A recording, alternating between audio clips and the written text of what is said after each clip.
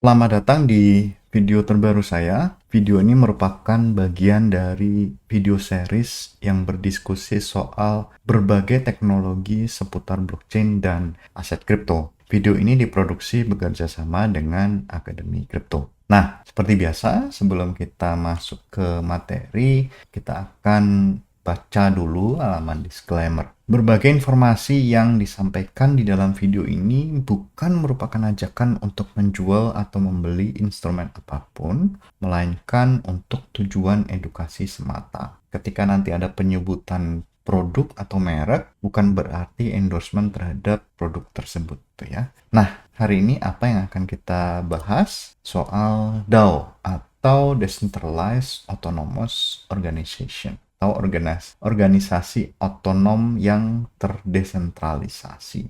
Yang intinya dari video ini kita mau memahami mungkin bagian kecil dari DAO atau Decentralized Autonomous Organization. Kita akan ambil beberapa contoh dari Aave, karena Aave ini merupakan salah satu produk di decentralized finance yang cukup besar dan cukup populer dan cukup sukses. Nah, fitur DAO-nya dari Aave ini juga sudah teruji gitu ya, dalam hal keamanan, juga dalam hal penggunaan. Jadi mereka juga sudah cukup tingkat maturitasnya juga sudah tinggi gitu ya. Nah, DAO itu apa? Ya, yang mau kita tahu pertama kali, kita mau tahu apa itu DAO. Nah, jadi seperti namanya, DAO itu kita bisa ibaratkan sebagai organisasi, gitu ya, organisasi yang terdesentralistik. Organisasi ini dikelola oleh seluruhnya, gitu ya, atau sebagian itu dikelola oleh program komputer, gitu ya. Jadi biasanya kan organisasi yang tradisional itu kan ada ketua, ada sekretaris, ada bendahara, kemudian ada wakil, gitu ya. Nah, biasanya organisasi itu dikelola oleh pengurus. Nah, pengurusnya merupakan orang atau manusia. Bisa mereka menunjuk diri sendiri, bisa juga dipilih oleh anggota. Nah, tetapi dengan adanya blockchain, kita membuat satu organisasi virtual yang berbasiskan komputer dinamakan DAO, di organisasi otonom yang terdesentralistik. Inti dari DAO adalah setiap keputusan itu bisa dilakukan dengan menggunakan voting. Nah, kalau kita ingat lagi, voting itu apa? Voting adalah pengambilan keputusan dengan suara paling banyak. Nah, jadi semua keputusan itu diambil dengan voting, termasuk keputusan ketika ada pengeluaran biaya gitu, atau terkait dengan keuangan dari organisasi tersebut. Nah, biasanya DAO ini merupakan satu organisasi yang menggantikan pihak sentral biasanya. Jadi bayangkan misalnya dulu Aave pertama kali itu dikelola oleh satu tim gitu ya, oleh satu tim Aave, pengembang Aave gitu ya. Memang cukup umum kalau ketika awal-awal pengembangan Aave atau pengembangan satu sistem desentralistik itu keputusan dipegang atau keputusan diambil oleh satu tim gitu ya, sifatnya masih sentralistik ya. Nah, begitu satu sistem ini punya tingkat maturitas yang tinggi, kemudian juga dana yang dikelola makin besar, kemudian jumlah orang yang terlibat juga makin banyak, biasanya si tim ini akan melepaskan kontrol atas sistem tersebut, kemudian diserahkan ke DAO. Tujuannya apa? Tujuannya untuk meningkatkan kepercayaan terhadap sistem tersebut. Jadi biasanya si pengelola atau pengontrol tadi punya kendali, misalnya kendali yang besar terhadap sistem. Misalnya menghentikan proses perdagangan seketika itu juga misalnya. Nah, itu kan sebenarnya kontrol tingkat dewa gitu ya. Jadi kalau misalnya si pengendali tadi bersifat curang, kan bisa curang. Dia hentikan atau dia menggagalkan satu operasi tertentu, kemudian dia mengambil profit. Nah, demi menghindari hal-hal yang tidak diinginkan atau hal-hal yang dicurigai, biasanya mereka itu akan melepaskan hak mereka, kemudian diserahkan kepada organisasi namanya DAO. Jadi kontrol akan diserahkan sepenuhnya ke DAO. Jadi biasanya DAO ini punya kontrol besar terhadap si sistem. Akan tetapi DAO itu tidak bisa mengambil keputusan atau tidak bisa mengeksekusi tanpa adanya voting. Nah, artinya si perkontrol itu akan didistribusikan ke semua anggota gitu ya. Anggotanya siapa? Biasanya anggotanya adalah komunitas. Nah, jadi keanggotaan itu biasanya diwakili dengan token, ya, misalnya token AV. Jadi ketika kita memegang AV atau memegang misalnya Uniswap juga ada. Jadi ketika kita memegang token tersebut, kita artinya punya suara gitu ya. Nah, semakin banyak token yang kita pegang, semakin besar juga power yang kita miliki. Jadi ketika kita melakukan voting, misalnya kita punya 1000 token, ya power kita adalah 1000 gitu ya. Nah, entah apakah 1000 itu mayoritas atau hanya minoritas, ya tergantung. Misalnya yang lain punya ratusan ribu, nah itu juga jadi pertimbangan gitu ya. Nah, cuman masalahnya adalah si DAO ini status legalnya masih tidak jelas. Jadi memang sepertinya belum ada negara yang melegalkan atau punya melegalkan status si DAO tadi gitu ya. Nah, jadi masalahnya si DAO ini memang tidak punya landasan hukum ya, hukum setempat. Nah, keuntungan dari DAO apa nih? Nah, tadi kan sudah dijelaskan beberapa, desentralisasi misalnya. Jadi tidak ada otoritas sentral gitu ya, tetapi anggotanya adalah para individu yang punya token atau memegang token. Kemudian dari sisi partisipasi apa? Jadi para individual tadi merasa, oh saya mendapatkan mandat gitu ya untuk memegang keputusan atau mengambil keputusan atas sistem sebesar AV misalnya. Artinya mereka punya kebanggaan terhadap diri sendiri gitu ya. Kemudian publik. Jadi semua voting itu dia akan transparan. Jadi bisa terlihat semuanya. Jadi tidak ada voting palsu atau voting gelap gitu ya. Jadi semuanya transparan, bisa dilihat di blockchain sebenarnya si orang ini punya berapa token, dia voting berapa, voting apa, itu bisa terlihat semuanya. Nah, jadi kalau komunitasnya, jadi misalnya Alve ini sukses besar, dia akan mengencourage semua orang atau banyak orang dari seluruh dunia itu untuk berpartisipasi.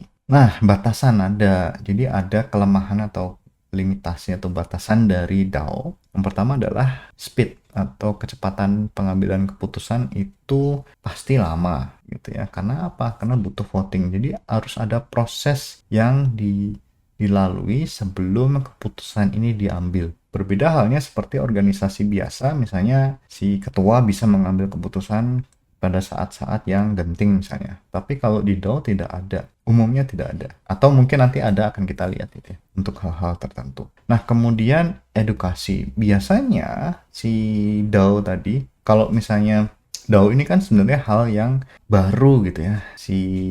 Jadi item-item yang akan di voting itu juga harus diedukasi atau harus disosialisasikan ke semua anggota sebelum mereka mengambil keputusan. Ya memang ada anggota yang memang sudah melek, oh ternyata ini isu tentang ABC gitu ya.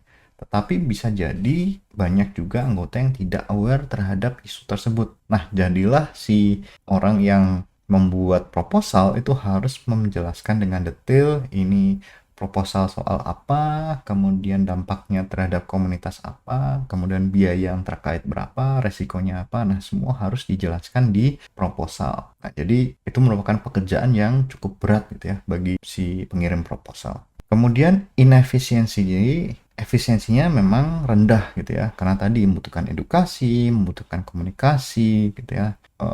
Anggotanya banyak, kemudian bagaimana strategi memenangkan proposal tersebut, kemudian bagaimana dia ketika ada anggota baru, apalagi anggota yang punya power voting signifikan, itu bagaimana mereka onboarding member tersebut. Kemudian DAO karena dia ditulis atau diimplementasikan dengan menggunakan smart contract yang merupakan kode komputer permanen, nah itu akan jadi masalah kalau kode-kodenya punya permasalahan keamanan atau potensi celah keamanan. Jadi ini menjadi batasan atau resiko dari DAO.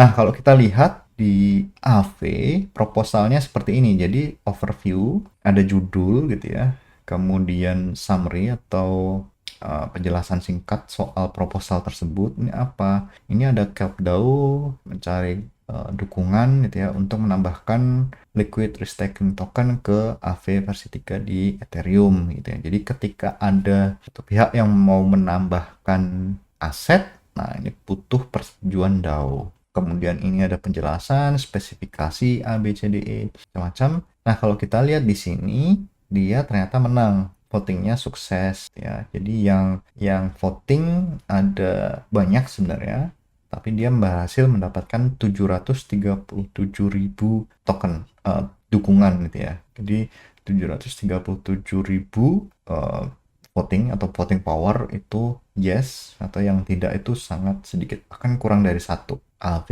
Jadi memang hampir kemenangannya hampir mutlak gitu ya, kecuali satu ini. Nah, siapa saja yang casting atau yang memvoting, nah ini bisa kelihatan sebenarnya. Ya, ada Aci, ada Ezreal gitu ya. Kemudian kita bisa melihat sebenarnya di ini definisinya atau summary dari voting gitu ya. Bagaimana? Nah, kemudian ini votingnya ada di mana? Ada di Polygon. Nah, kemudian kita mau belajar sedikit soal life cycle dari proposalnya di AV. Pertama ada governance forum. Jadi lempar dulu ide atau ide dari proposal. Jadi belum ada proposal di sini, gitu ya. Masih di cek-cek ombak gitu ya, perkenalan gitu di forum, gitu ya. Nah, ini termasuk bagian dari edukasi. Kemudian ketika sudah gitu ya, ada snapshot. Jadi voting powernya berapa itu di snapshot dulu. Kemudian ARFC, request for final comment gitu ya. Ini ada ketika ada proposal, kemudian orang bisa berkomentar di situ, bisa menulis komentar, bisa berdiskusi, berdebat, macam-macam. Kemudian masuk menjadi setelah ARFC dilalui, ada perbaikan sana sini menjadi AIP, AV Improvement Proposal. Nah, setelah menjadi AIP akan dilakukan voting. Jadi karena tadi sudah snapshot gitu ya, votingnya atau suaranya sudah di snapshot. Snapshot itu dalam artian gini. Jadi ketika misalnya dalam satu waktu kita punya 1000 AV gitu ya, 1000 token AV. Kemudian dilakukanlah snapshot pada saat kita punya 1000. Nah, kemudian votingnya akan dilakukan misalnya minggu depan. Tapi sebelum hari voting, kita jual misalnya AV-nya. Misalnya dari 1000 jadi kita jual separuh jadi 500. Tetapi karena kita sudah di snapshotnya berupa sejumlah 1000, kita masih punya 1000 voting power. Gunanya snapshot. Nah, kemudian setelah voting, kalau misalnya sukses, dia akan dieksekusi. Nah, jadi AIP, voting, dan execution ini dilakukan secara on-chain semuanya. Nah, bagaimana votingnya? Jadi, kalau di AV, kita bisa menggunakan AV, STK AV, atau AAV.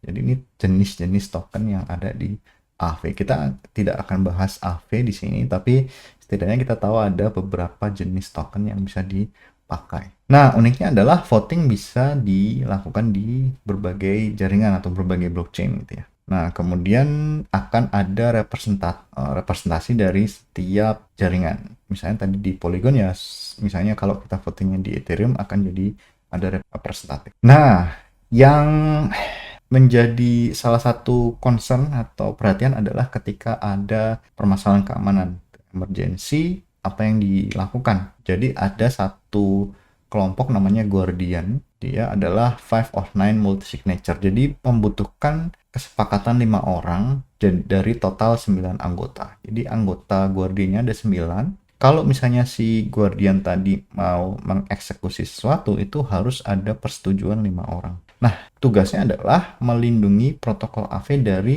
governance yang bermasalah gitu ya. Jadi kalau misalnya governance-nya tadi votingnya lolos, tetapi Guardian beranggapan bahwa sebenarnya pada saat voting ini ada satu pihak yang terlalu dominan misalnya. Jadilah si voting tadi lolos. Nah, mereka Guardian ini punya hak atau punya kapasitas untuk memveto. Jadi menggagalkan si voting tadi. Jadi meskipun votingnya tadi menang, itu bisa masih digagalkan oleh si Guardian. Alasannya adalah tadi ada si resiko keamanan gitu ya. Kalau misalnya si proposal tadi diloloskan, akan mengganggu keamanan dari protokolnya AV. Nah, itu bisa dilakukan oleh Guardian. Nah, sampai di sini materi soal DAO, kita tadi mengambil beberapa komponen, kita belajar beberapa komponen dari AV, DAO miliknya A. Nah, mudah-mudahan materi yang disampaikan bermanfaat. Sampai di sini video kali ini dan sampai jumpa di video berikutnya.